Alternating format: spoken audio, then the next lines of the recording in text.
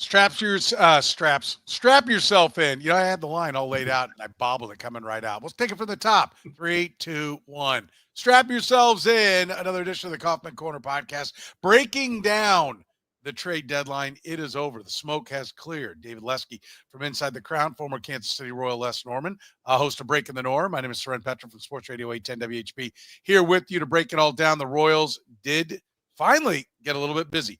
Freddy Fine goes for right-handed pitcher Ryan Bergert and right-handed pitcher Stephen Kolek. The Padres, the Royals, moved a couple of minor leaguers. Evan Sisk, one of them who's been up. The left-hand pitcher Bailey Falter. You get Mike Yastrzemski back for Junior Marte, a minor league pitcher. Yeah, minor league pitcher in Colombia.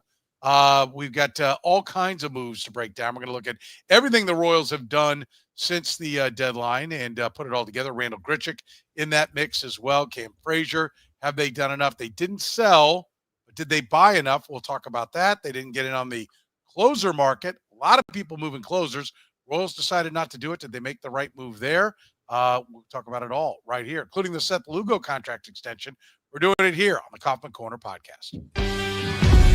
You're listening to the Kaufman Corner Podcast, the most in-depth analysis of the Kansas City Royals, breaking down the Royals like no one else can. Kaufman Corner is hosted by David Lesky, Les Norman, and Soren Petro. David Lesky is an accomplished author and the publisher of the Inside the Crown Royals baseball newsletter. Les Norman is a former Royals outfielder. He's the host of Breaking the Norm with Les Norman on Sports Radio 810 WHB, as well as the author of Teaching the Tools of Hitting. Soren is the award-winning afternoon drive host of the program on Sports Radio 810 WHB in Kansas City.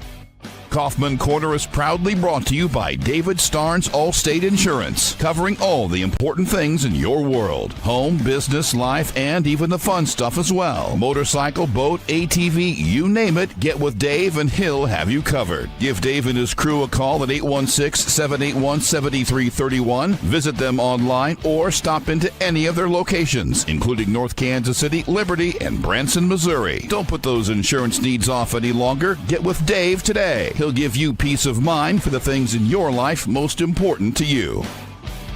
Now, here are your hosts, David Lesky, Les Norman, and Soren Petro.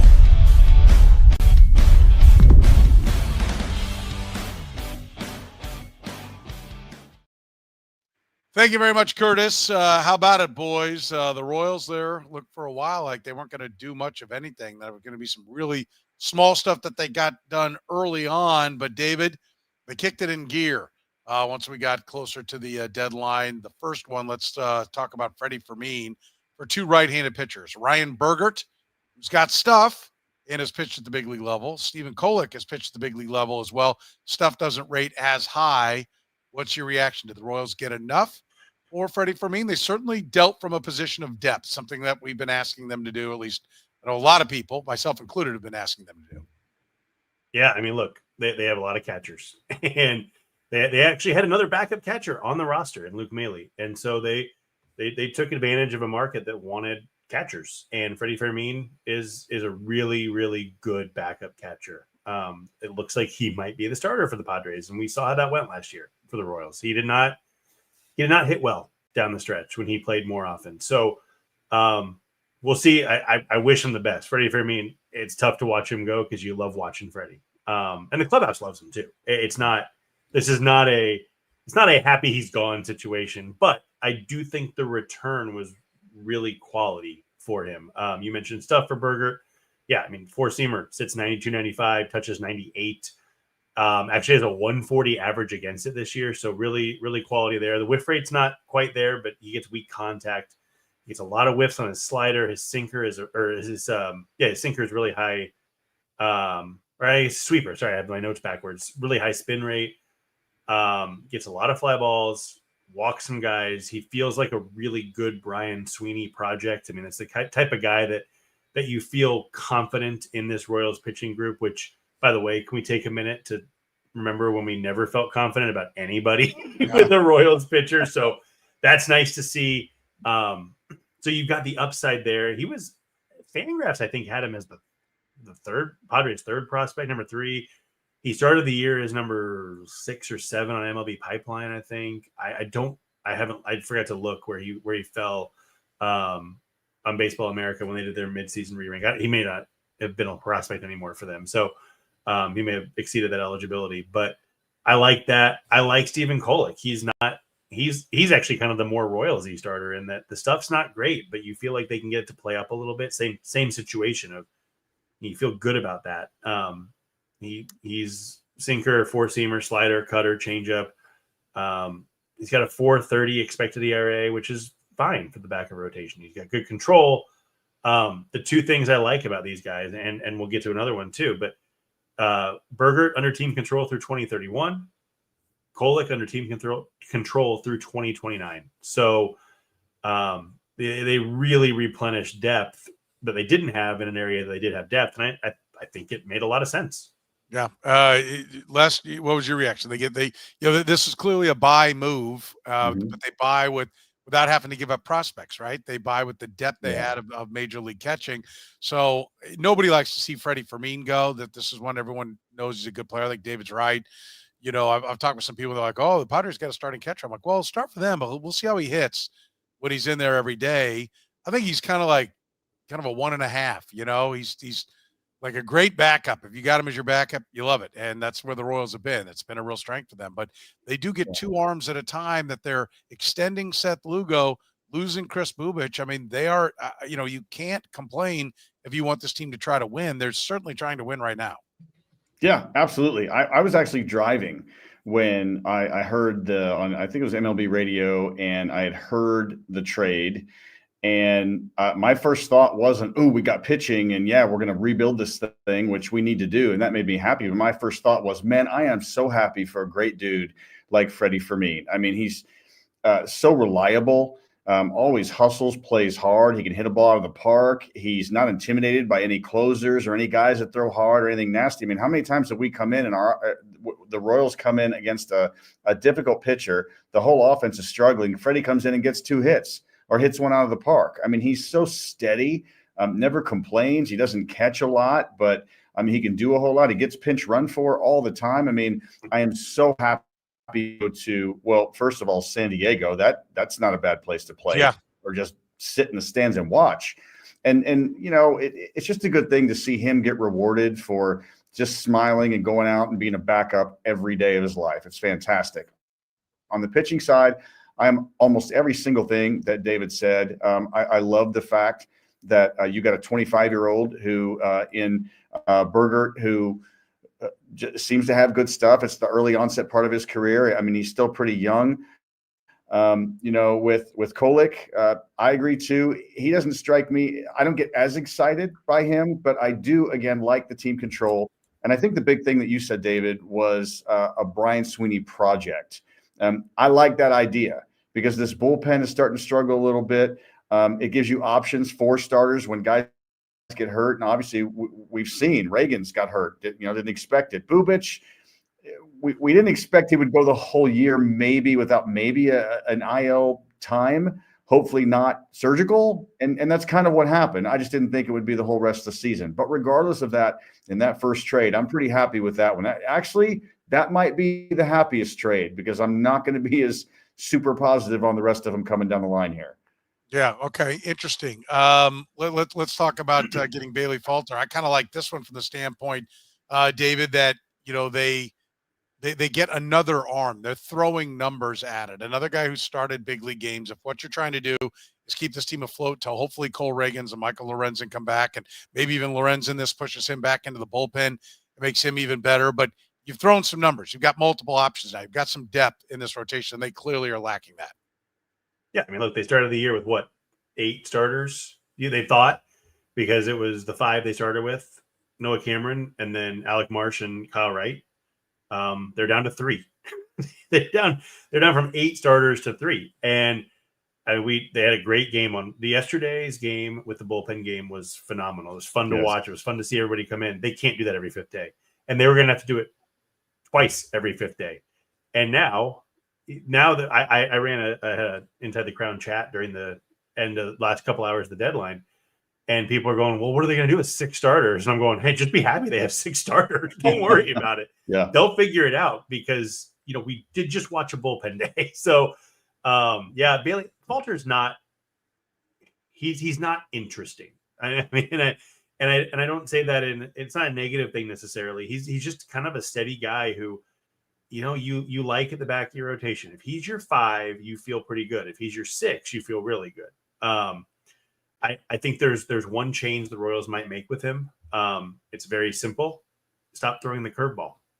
568 slugging percentage allowed on that curveball. Everything else is fine. It limits hard contact on everything else. Generally, he doesn't get a lot of whiffs. He's not a great pitcher, but I also think they gave up Evan Sisk, who is Walter Pennington 2.0, and Callan Moss, who, if you've heard of him, you are in the top 5% of Royals prospect nerds, which is okay because I've heard of him. So I'm calling myself out here. I'm not making fun of anybody. If I am, I'm making fun of myself. But they didn't give up much. They clearly didn't see a role for Evan Sisk in the same way they clearly didn't see a role for Walter Pennington. And I think that's what you use guys like that for. And they got back a starter who, look, what's his ERA this year?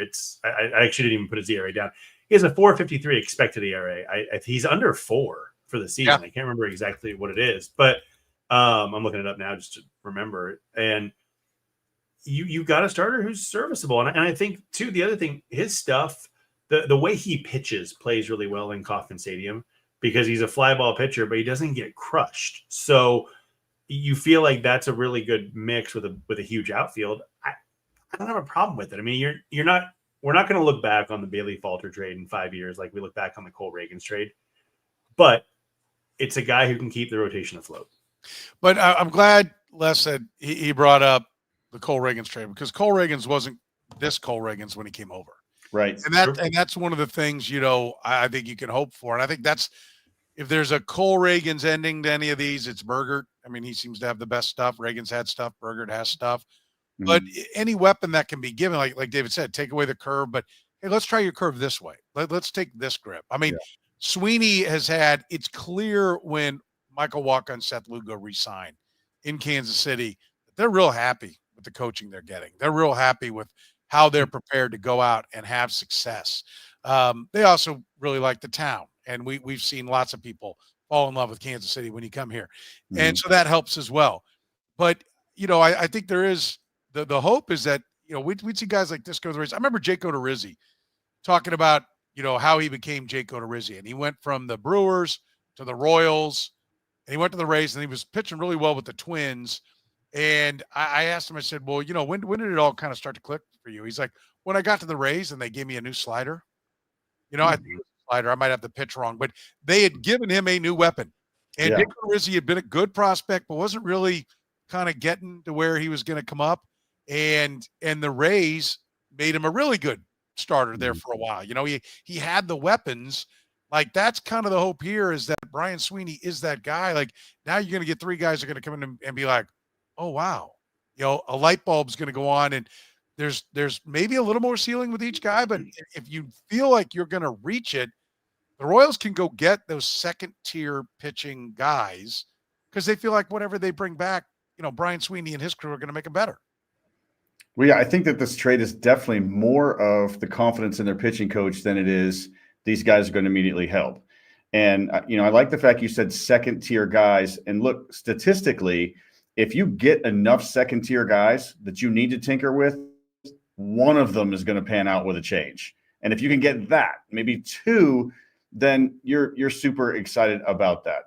So look, I made this comment before just a little bit ago that the original trade with Freddy Fine might be the one that I'm only excited about.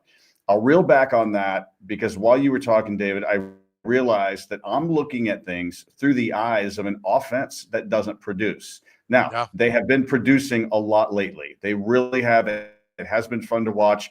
But even in the 1-0 game, it was 1-0 both sides. It was just that day. But I think before then they scored 9 runs, 10 runs, 7 runs, something like that. So it really has been fun to watch. But again, we've been treated this whole season to subpar offense. And so I think that I'm trying to get out of that train wreck of a mindset that, well, if we're only going to score 3 or 4 runs a game and we're getting these second-tier pitchers with ERAs that are, at 4 or above, except for Bergert, then what is that going to do for us? And we're going to talk about the guys that we signed that I don't think the position players that we've signed or gotten the trade, that aren't enough for me, an offense that can give that an uptick just a little bit by even a half a run or a quarter of a run. So I will try, if you guys can keep me accountable to that. But if Falter's one of those guys that can get that pitch, I think it's a great example. You said in Odorizzi. I think, I've had 10 pitching coaches in my professional career, minor league included, all the way up to the big leagues.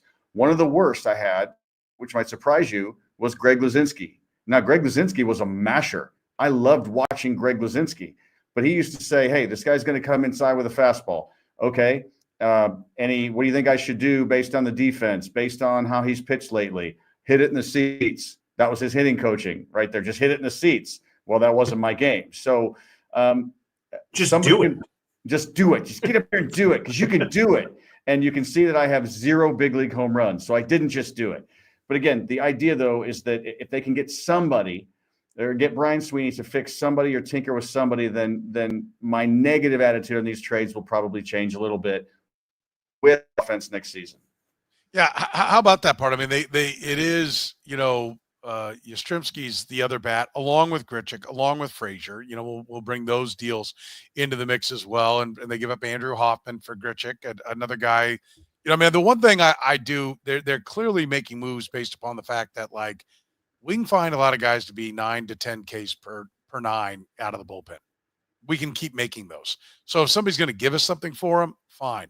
We'll go get what we need. Grichuk hits lefties. Well, they've got a lot of left-handed bats, so he's going to be a valuable guy against lefties. Mm-hmm. If he goes back to doing what he did before this year. The numbers are down on that this year, by the way. He is 33, though, right? Yeah. And so there is a risk that they're not going to go back, right? That he's just getting old. Yeah. But even if he does, like, sorry to interrupt, but against lefties, he still has a 479 slugging percentage. So even though the average is down against lefties, it's not as, he's still producing. It's just the average is down a chunk, actually, not a touch, but he still is hitting for power against them, at least, which nobody was doing against lefties for the Royals. So just want to throw that in. Yeah, no, and I think that's fair. But to Les's point, we can like getting the arms because they needed the arms. I also think there's an element of, like, listen, if we don't pitch and stay in the game, it doesn't matter. And really, we felt like, and what Suarez moved, was there another bat of any major consequence? Ryan Naylor and McMahon moved a couple of days ago. But I'm looking at the list. Jesus Sanchez. Yeah, there wasn't really a lot of bats moving. So did you look at the ESPN top 50 list? Sorry, but I was looking through that earlier today, and I'm going, who could they even get that's left? And when you get past like 22, it's pitcher, random outfielder, pitcher, random. That's all there was. The bats weren't out there. But Suarez was out there, right? Like, and if you're gonna go all in, the Mariners are not assured of anything. They're 3 games in front of the Royals, right? Maybe it's 4. I can't remember. No, it'll be 3.5 after. Well, there'll either be 2.5 or 3.5 after tonight. So I was right. So three they games. play the Rangers. So they're 3 games better, and they went out and got Suarez, right? And Naylor, right? Yeah. And so, I think to Les's point, the offense has been the problem. I guess, has the answer always been that it's going to have to be the guys that are here that hit better? Like, we thought they were going to hit better, and they have to hit better. The law of averages says they're going to hit better. So when the pitching took on the water, they said, well, we can't, no matter what, we're not going to slug our way to it. Our only hope is to continue to be able to get 5+ from our starters. Yeah. And I thought, when Rich Hill went down, when they had to use, and after like 2 or 3 innings, you saw the effect. When you got to get that many innings from your bullpen, and then we're talking about a bullpen game, it's like they're going to fall. Like, they might be able to do it for about 6 days. And then that bullpen is going to die. Guys are going to start hitting the DL. So I'm with you. I would like to have seen some offense, but was this really the only path they had? Maybe. Yeah. To both of your points, it probably is the only path. And we weren't going to the Royals were not going to go out and try to get Suarez. I heard they went out to get Jaron Duran, which has been on my wish list since opening day. But, what we're offering was not even going to be close. So it was it was a pipe dream. So really, with what we have and what we were not willing to spend or get or give, whatever, that wasn't going to happen. So I didn't have any legit thoughts that we were going to get anything better than a Yastrzemski or a Grichuk or a Frazier. I mean, Frazier, I think, is 32. Grichuk's 33. Yastrzemski's 34. And so we've got some tiers in their 30s who are nearing the end of their career. But sadly, if I'm being honest, my thought was that's probably the best we're going to get regardless. So it's going to have to be in pitching. Yeah. And that's what they did. And at least they're keeping the part. Curtis had a good analogy that he made. He said, if you're in a plane and it's ascended to 35,000 feet, one of the engines falls off, and your plan is for it to keep ascending, it's probably not a good one, right? Like, it's the pitching that has brought them up. They've lost a couple of engines, right? If you want to keep it up there, you better put some more engines on there. I thought that was an interesting way of putting it. Yeah, I like that. We'll talk about what the Seth Lugo signing may or may not have done to what they did on this trade deadline right after you hear from our friends at David Starnes Allstate Insurance. David Starnes Allstate Insurance, serving the Kansas City area and all throughout the Midwest. With David Starnes Allstate, it's not just about fender benders. Beyond traditional safeguards, enjoy perks like roadside assistance for unexpected breakdowns, transportation expense coverage when your car is in the shop, auto replacement protection to keep you on the road in style, and much more. You can give Dave and his crew a call at 816-781-7331. Visit them online or stop into any of their locations, including North Kansas City, Liberty, and Branson, Missouri. David Starnes, Allstate Insurance. Northland Injury Law, Kansas City's Google 5-star rated personal injury lawyers, serving KC for more than 40 years, voted Kansas City's #1 accident lawyers, helping people with serious injuries from car accidents, work accidents, falls, and other personal injuries. Northland Injury Law doesn't get paid unless they get money for their client. Don't wait, get compensated now. If you have a case, text HURT to 22222. That's HURT to 22222, or call 816-400-HURT. That's 816-400-4878. The choice of a lawyer is an important one and should not be based solely upon advertisements. I want to bring in the Seth Lugo extension here, guys, because if they don't get that done, right, is this deadline totally different? Like, do they, David, go out and Seth Lugo goes? Seth Lugo is one of the starting pitchers that's traded and they sell. Was Seth Lugo signing on, part of the key came right after Kris Bubic was hurt, Jack Caglione had gone down, and then they lock in Seth Lugo. Does this deadline look different? Does today very different if that signing doesn't happen? Maybe they need 4 pitchers instead of 3. So I guess they may have gotten somebody back in a Lugo deal, but I was looking for a comparable deal today. I wanted to see, like, what would a Lugo deal look like? And Merrill Kelly is kind of the closest I could find. It's not a perfect match. He brought back organizationally the Rangers, what was Cole Drake, like their number 7 or 8, and then their number 15 prospect. I think that's a pretty good reason why the Royals didn't trade Seth Lugo. I think that's for me. They got remind people. Bergert started out at number 7. You said one of the fan graphs had him at like 4 or 5. 3. I think 3. Yeah. Okay. So I think that's kind of gives you an answer of why they didn't trade Seth Lugo, among other answers, obviously. Maybe I'm sorry to interrupt you, David, but maybe I put the battery in backwards for you.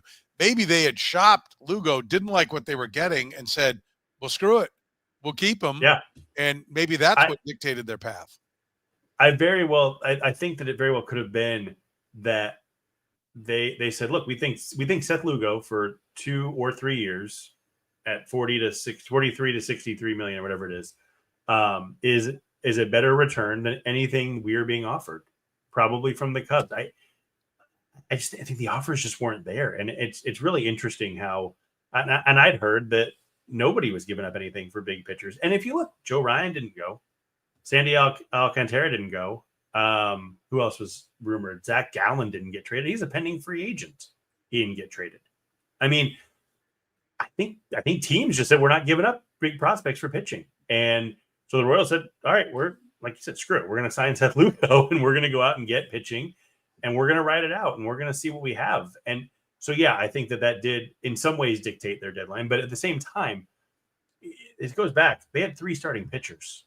They were going to have to get starting pitching no matter what. Maybe it would have been Aaron Savali instead of controllable pitchers. Maybe they said, okay, we've got a rotation. We can lock in some guys now. But I think that they would have, like I said, they would have had to get pitchers anyway. But I do think it kind of changed the tenor of what they were doing. And I don't think it hurt that they went. What are they since the break now? 7-5, is that right? Are they 15 and 9 in July? Whatever. I think that doesn't hurt either. They're ascending while other teams who are in the same spot are actually descending, and I think that made a difference too. I also think, this is going way off the Seth Lugo topic, but I also think the Rays, who kind of bought too, selling, the Twins gutting their organization, the Guardians with their issues selling and all that.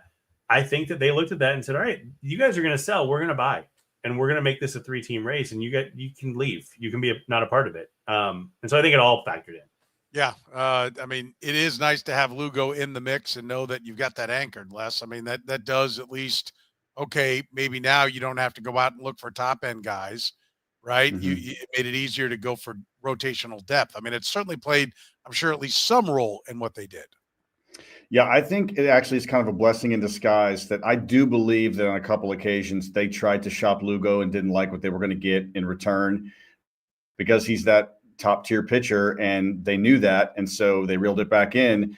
And so I think that actually the fact that nobody would give what the Royals wanted for him and them signing him, if Ragans and Lugo get healthy, this could again be another top tier 5-man rotation next year. I mean, it really could be good. This really could have worked out well. What these other teams not, coming up with something that the Royals wanted to rebuild. If Lugo is gone and Ragans has a hiccup or Bubic has a hiccup, and these are the guys that we just traded for that we're looking to bolster, or one of these minor league guys to come up, plus an offense that needs to improve. Man, this is going to be an offseason where both of y'all are going to lose your hair. I don't have to worry about that anymore. But, I mean, it would have been a lot tougher. So I think that the Lugo signing has a lot more positivity built in for next season and for Royals fans that they should be encouraged. How about we mentioned, everyone keeps talking about, well, when Ragans gets back, when Bubic gets back, they acquired 3 different guys who have started games in the big leagues this year. Mm-hmm. Should we be looking at this and saying, they're not quite as sure about when these guys are going to come back? Now, I think we're coming up on about I think 1 to 2 weeks to be left, maybe till Lorenzen, and then 2 to 3 more. I think, because I was told, trying to remember when I was told it, but 3 to 4 on Ragans and 2 to 3 on Lorenzen. I think it's about a week ago that I was told that.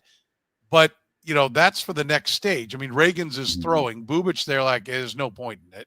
So, right. we're not even going to get the answer. That's the scariest one, at least on Cole Ragans.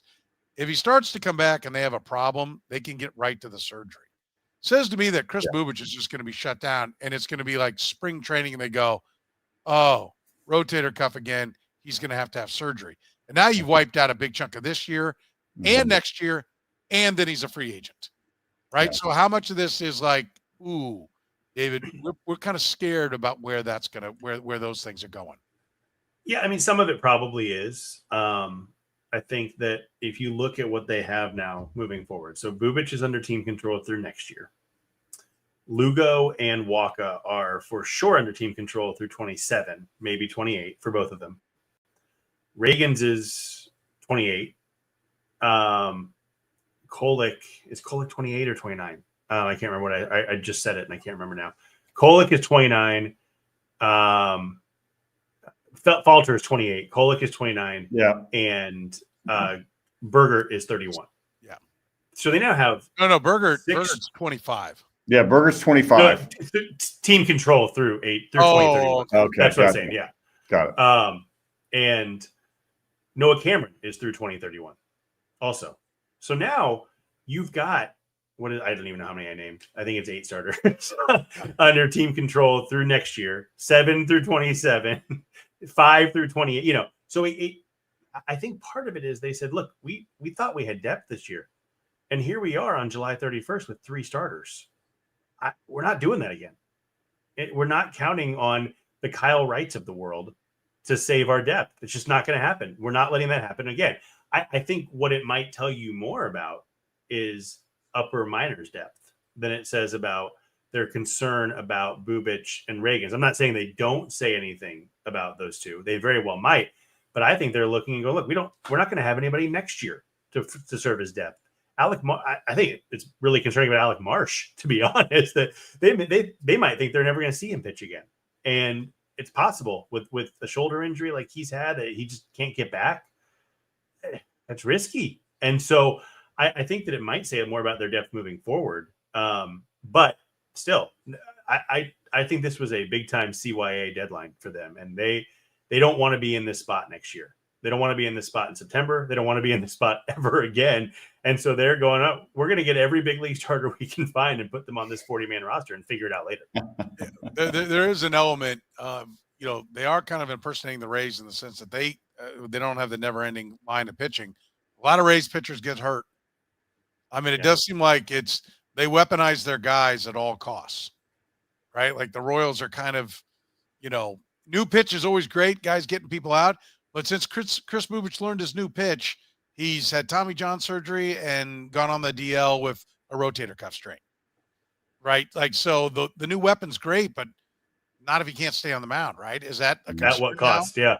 Yeah, Les, is that okay? And is it like, hey, is that the right mindset? They're going to get hurt anyway. Let's get the most out of them while we can.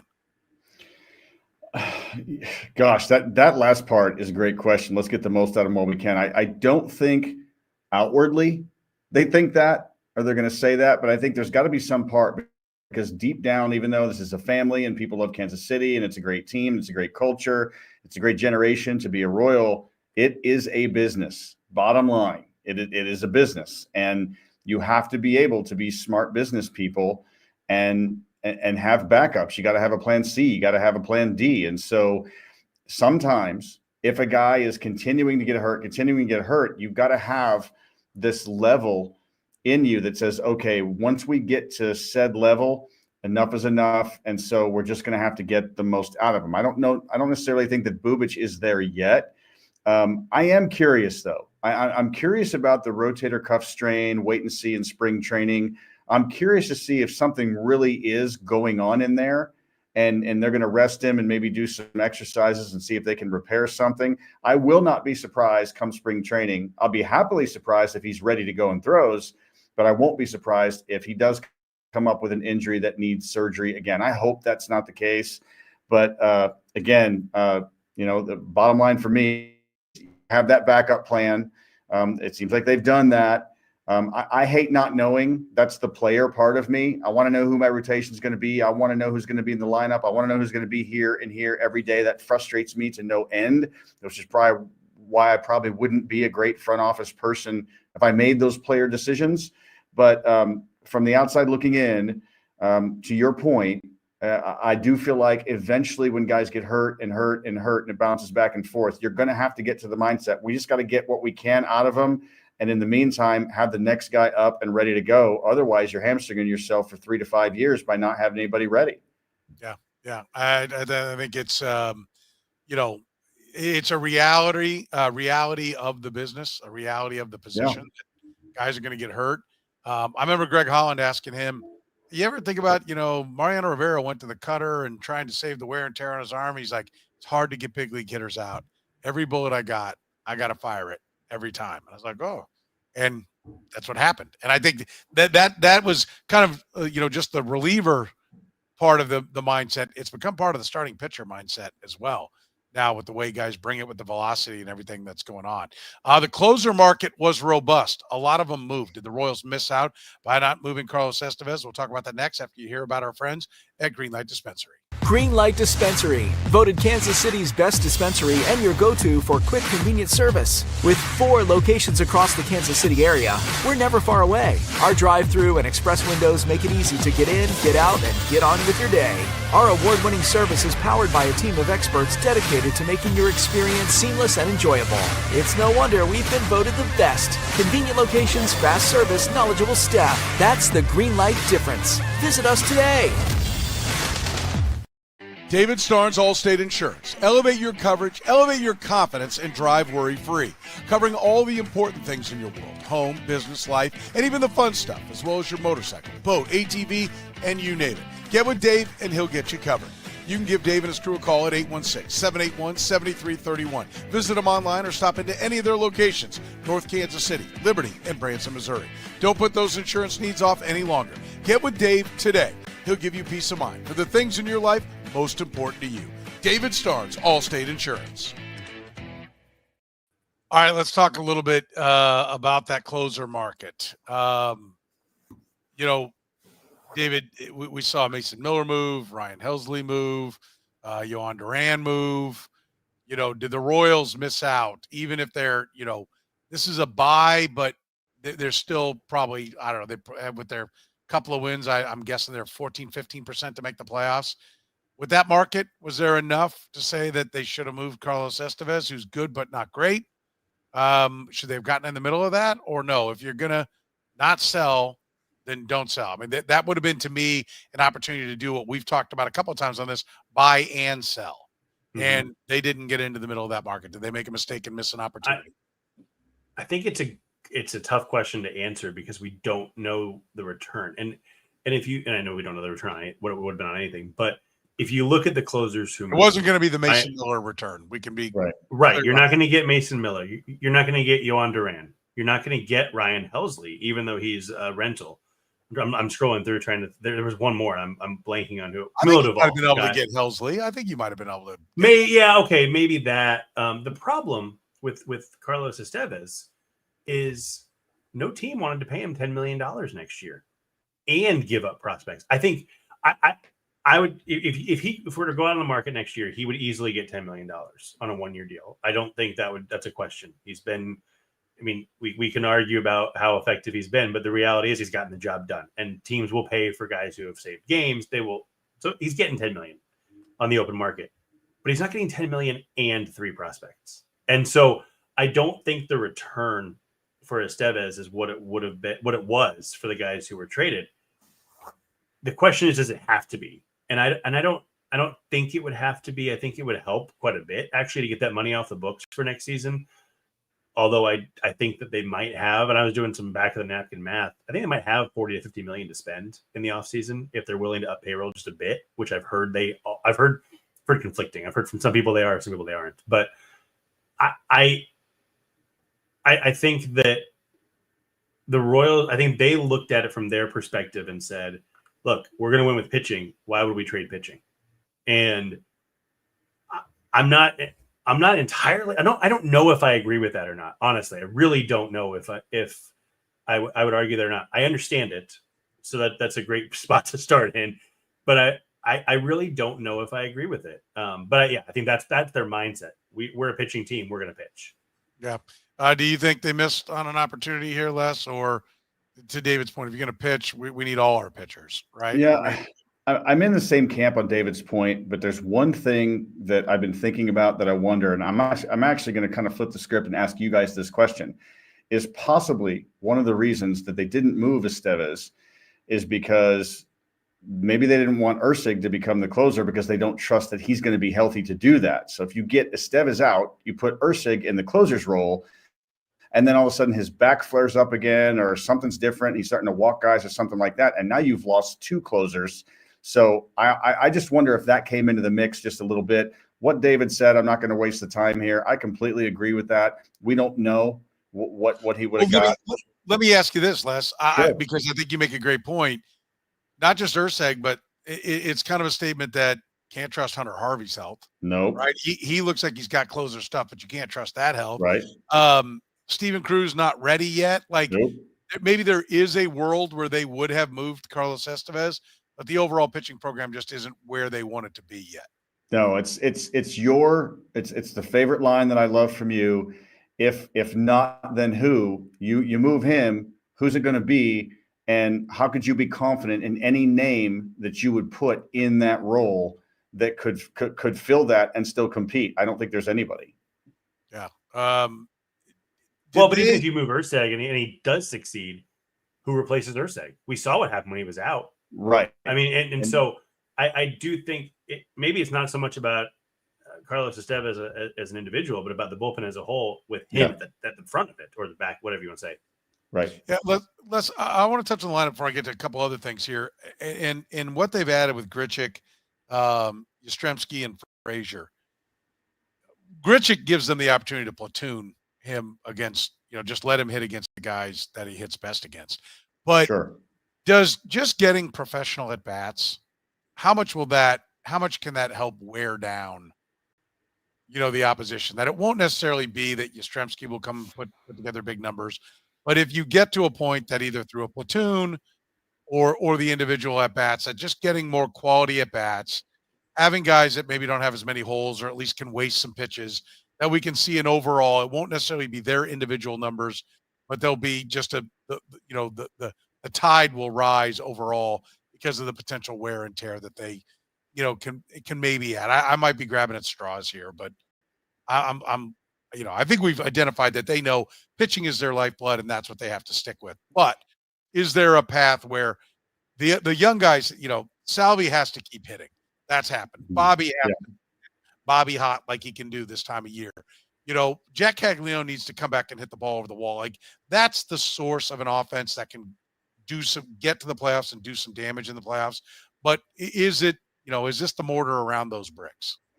Yeah, look, Adam Frazier's had better at-bats this year in Pittsburgh than he did with the Royals last year. So he has improved upon it. The average isn't there, but the at-bats have been a little bit better. I feel like he's taken better pitches. He's not rolling over as much than he did last year. And I have been watching that. And you're going to ask me, why are you watching Adam Frazier? And I'm not going to tell you the answer to that. I was just watching Adam Frazier a little bit. But I also, I watch a lot of West Coast games because they're late at night. And so I liked Yastrzemski early in his career. But I've just watched his at-bats. And oftentimes for a guy that's had almost 2,500 big league at-bats, this year he looks absolutely lost at times. And when I found out that we traded for him, I'm like, my thought was, okay, are you bringing this guy in to have conversations with Jack, to talk to some of these, to John Rave, to talk to some of these younger guys to help them along? And it's just like rent a player coach for a few years. So I'm just not sure. I like the Grichuk point. You got lefties, he hits lefties well, put him in there. You better play him against every lefty and let him do what he did. I like the fact that, he got a hit his first at bat on a changeup. Then the second game, he hit a home run. And so even just a guy coming in and doing that, it's not your veteran. And some of the younger guys can see that and go look at video and watch the approach and have conversations with him. That's great. But again, the bringing Frazier with Yastrzemski to complement Grichuk, it's almost like, I know there's two lefties and a righty, but it's almost the same style of player. Just a little confusing for me. I'll just leave it at that. Just a little confusing for me. I didn't think they were good fits. Okay. I mean, they're trying to do something. And I'll give him credit for that. Yeah. But there's the difference between motion and progress. Absolutely. And I just feel like, except for the righty lefty thing, we got the same guy. If you're going to sign Adam Frazier, then why are you signing Yastrzemski, or you're trading for Yastrzemski? That I don't get. And I want to ask somebody, what is the why behind that? Is there, and David, you might know, is there a money thing? Is there, I don't even know. I don't even know what to offer there. I'm just not sure the why behind that, because that's Adam Frazier. Well, but I do think if you look at the Yastrzemski versus righties and Grichuk versus lefties, I would be very surprised if we see Yastrzemski hit against a lefty. I mean, maybe, you might have to because of the 3-batter rule and all that. But Yastrzemski against lefties or against righties this season, 254, 366, 393. Now, he's been terrible since like June 1st. He has. Yes. But against righties since June 1st, 245, 359, 373. You're not getting a lot of power. So he's getting on base, 15% walk rate. And then you get Randal Grichuk, who has not been as good against lefties, but 231, 279, 479. Grichuk against lefties about 11% above average. Yastrzemski against righties is about 15% above average. They have built an above average corner outfielder offensively with those two together. Yeah. And I feel think like it's a Band-Aid. Sorry to interrupt, but I feel like we were supposed to get that corner outfield help, and with an injection, instead we got a Band-Aid. Instead of let's fix the wound, let's cover it up until it bleeds out.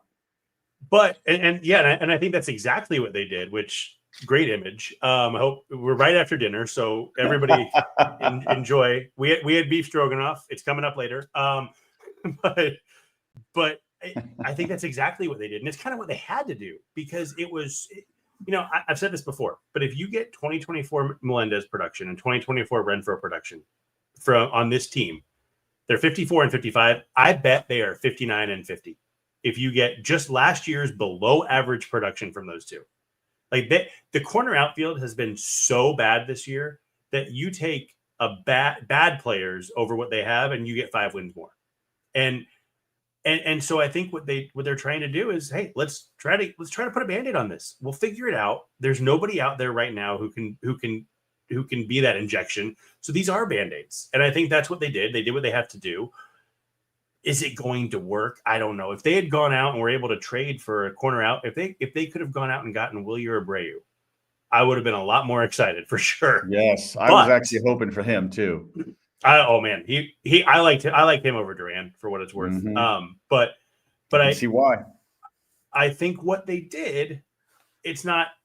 I don't know if it's going to be enough, but like I said, they built an above average hitter in the aggregate, and I think that's the purpose. I think that was the whole plan. And when they couldn't do it, what they really wanted to do, they did what they had to do, and that's why I like the move. If Yastrzemski's hitting against lefties, it's terrible. But if he gets 8 at bats against lefties the rest of the year, I think this will work.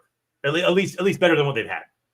Did the Royals miss the window last to sell on Kris Bubic? Right, like he's off injured. Hindsight's 2020, but it's not like this is the first time anyone's mentioned trading Kris Bubic. Right, it was talked about that he's not signed after 26, and he's oft injured. Is that a guy? They should have, at a time when nobody else was selling, been shopping him around and taking the best they could and cashing in. To your point, obviously where you're going, I would say yes, absolutely. But the issue is for the Royals, I don't think they did, because I think that they looked at Kris Bubic as being one of their top line guys for a long time.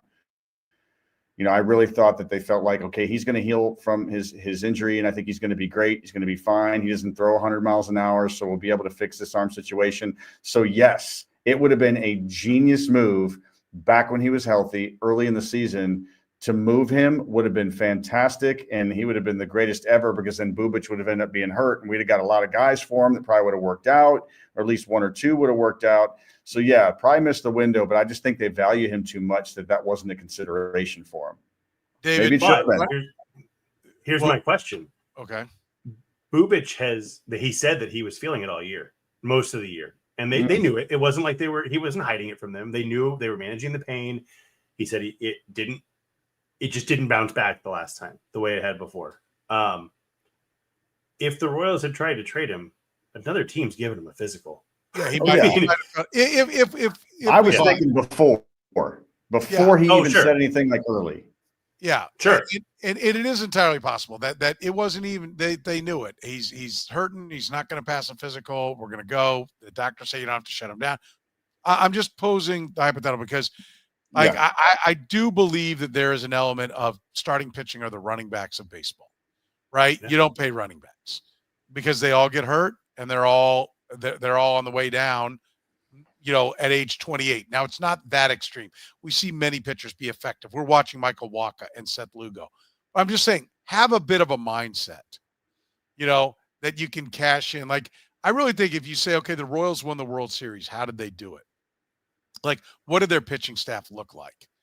And I would say that it looked like it was being carried by guys like Lugo and Waka. And then, Brett Saberhagen came up and became the ace. Mizorowski came up and was the ace coming down the stretch. The guy that won the game 1-0 in the World Series was a guy who'd been on the team no more than 16 months, right? Didn't have 2 full big league years. The guy with the power stuff, because they'd be wise to flip the power stuff, right? Like, I know no one was here, but does anybody think Paul Skeens is going to pitch 12, 15 years, throwing the way he throws? That Mizorowski, it's a local kid. That's going to work. Like, so you get it. You take advantage of it, but you've always got your head on a swivel. You get 3 years into that, and you're looking for the flip. And so I just wonder if that shouldn't be more the mindset. It wasn't. I know Bubic hasn't pitched that much, but they're coming towards the end of team control, and you flip it and get more resources, and you try to bring up more ace guys through your system with those resources. Meanwhile, identifying the Lugos and Wakas and supplementing with that on the free agent market. Like, is that where the mindset needs to go? That needs to be the lesson here, David. Well, I think it needs to be the lesson, yes, but I also think it starts in the minor leagues, because they have some really interesting pitching prospects, specifically in low A and high A, I think, and there's a couple in double A too. So it's starting to get toward the upper levels. But if in 3 years all these guys progress and they're knocking on the door or having some big league experience, maybe they would have traded Kris Bubic. But I wonder a little bit if they go, well, look what happened. We couldn't have traded Kris Bubic. We needed him to get to this point. And so I think it has to be the mindset, but I think it has to start organizationally, and you need to get these arms. And going back to the original point, I think part of what they made these trades for is because they don't have anybody in AAA. They had to go out. They signed Rich Hill and Dallas Keuchel. Yeah. I mean, they clearly don't have organizational depth at the upper levels. It's building, and I like what they're doing. We'll see if it works. But I think that's the key, is you've got to get guys to be able to trade Kris Bubic, because they couldn't trade him before. And you could argue now in hindsight that they couldn't afford not to, but in the moment they couldn't do it. Vinny Pasquantino Curtis was talking to him after the game a couple nights ago, Tuesday night, and asking about the Seth Lugo signing, and he called it a baller move. That's a baller move by us. And he said it really took, it's kind of uneasy in this week of the heading into the trade deadline. They did lose Freddy Fine today off the big league club, but they got big league players back. Mm-hmm. So nobody has to be like, oh my God, every year we got to worry there's prospects. They're in it. The club supplemented it. Now it's up to the guys in that clubhouse, right? Yeah. That's what it's all about. From here moving forward. They've given them some more resources and try to keep them afloat with the pitching. We'll see what they're able to end up doing with it.